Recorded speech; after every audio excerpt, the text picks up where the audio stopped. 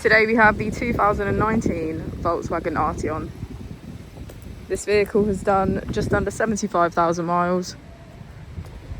It has an automatic transmission and a petrol fuel type. To the left of our steering wheel, we have cruise control as a feature, as well as assist. And on the right, we have voice control and automatic headlights. Moving on to our screen, on the left we can access our radio, media, smartphone integration and voice control. On the right is navigation, Apple and Android CarPlay, our vehicle status and menu. If we put the vehicle into reverse, we can see that it comes with Park Pilot, front and rear parking sensors.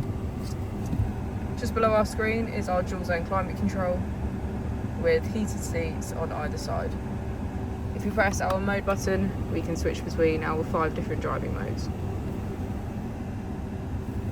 As we go into the back of the vehicle, we can see that all of our seats are full black leather.